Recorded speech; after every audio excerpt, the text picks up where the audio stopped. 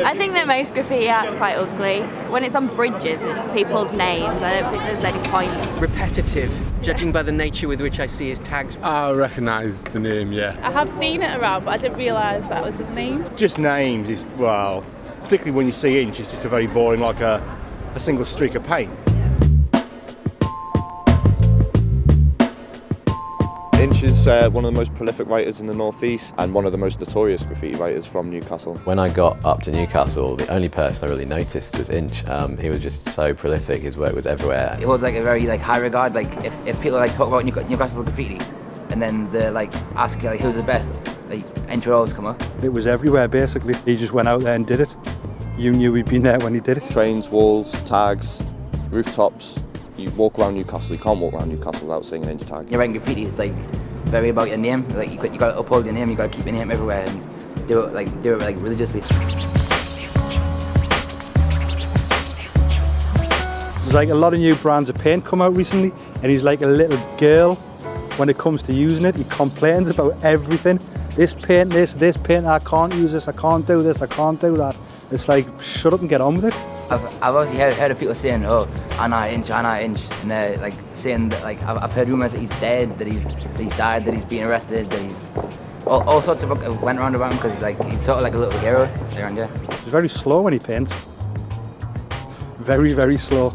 I could do 3 panels in the time it takes him to do 1. His style is very distinguishable to us. I can tell if something's his. For me, a lot of what is termed street art to me is not really art at all, I have to admit. A lot of the work I find is quite attractive and decorative, but it's very illustrative. What I liked about Inch's work was that it was actually, I thought, quite painterly. The hitherto unknown self-styled graffiti artist known as Inch looks set to make a fortune on the internet. Graffiti usually looks like typography for beginners, and unless Morris Sarchi wants to buy a wall of it and hang it in a warehouse somewhere, no one is ever going to call it art. You travel around and you see graffiti, whether it's good or bad, it shows that there's life in the city, you know? I think graffiti adds to the culture. I'm sure the council would disagree, but I think it does. I mean, Newcastle's always been, for quite a while, known as one of the better cities for graffiti. I mean, the fact that we've got a train system helps immeasurably. Inch hit the trains really heavily. Everywhere you went, you got in the metro around Newcastle, then you were guaranteed to see it. You get more respect for painting trains than you do for painting walls. Well, the attraction of tagging trains has just got to be the movement involved, I guess. Because your work is then going to be travelling right around. This area, for example, it's not just Newcastle, it's on the metro. It goes out to Sunderland, it goes out to the coast, it goes out to all kinds of little places which probably don't have a graffiti scene of their own, except that it comes rolling through every now and then on the metro. The Inch train, which was produced by a rail company called Bachmann, who make model trains, they represent how real trains look in their environment. So by them producing a train with an Inch piece on it, it's them saying that if you look at a percentage of rail freight, you're bound to see an Inch piece on one. You couldn't see metro stations for graffiti. It was costing them £3 and £4 million a year to clean it. So they got involved, and they got the media involved and the police involved, set up their own special vandal squad within the Northumbria Police to deal with it. They assume that one person couldn't do that much damage. I'd say it's all him. No copycat. Police are targeting hardcore graffiti taggers responsible for causing hundreds of thousands of pounds of damage across the northeast. They want people's help to catch the vandal using the name Inch, who sprayed his unique signature on scores of the region's buildings and bridges. Inch has become an anonymous cult figure on Tyneside and has spawned a series of copycats who police also want to track down. It does have a quality that sets it apart from the other tags.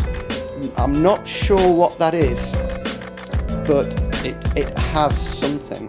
All of his stuff quite easy to read, so a lot of people can tell what it is straight away. He wrote his name in such a legible style that it was accessible to everyone, so not just writers, whereas other writers paint tags in more elaborate ways that can only really be read by somebody within the scene. So when somebody picked up on it in the press and said, here's all this graffiti done by this Inch character, people obviously automatically just saw it all and was just like wow, I can see it everywhere. His tag's always the one that sort of stands out in amongst the sort of mess of other people's tags.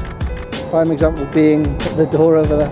I remember seeing a newspaper article about him in the thing saying who was Inch and they were trying to find out who he is and asking people to grass him in. And So it obviously shows you that he's making an impact. He was holding down his name.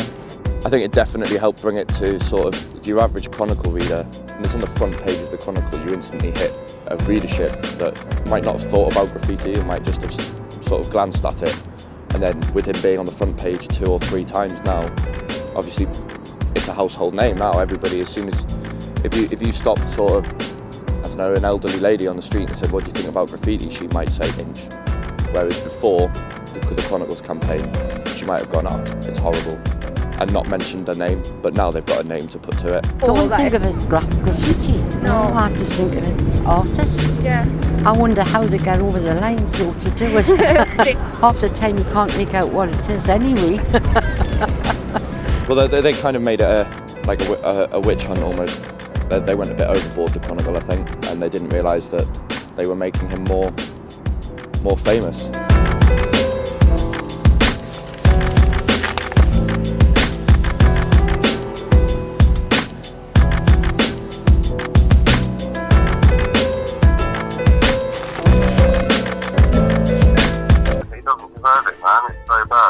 Graffiti's really good, he writes like so many different names, but he's just been around for ages, and yeah, he's a cool dude, man, he doesn't really deserve it. He's just an artist, it's a guy that paints. I mean, how can you be most wanted, really?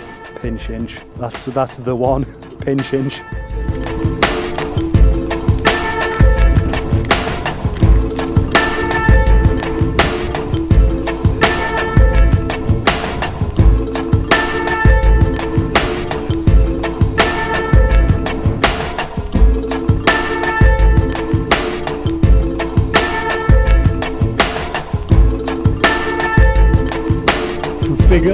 Figure.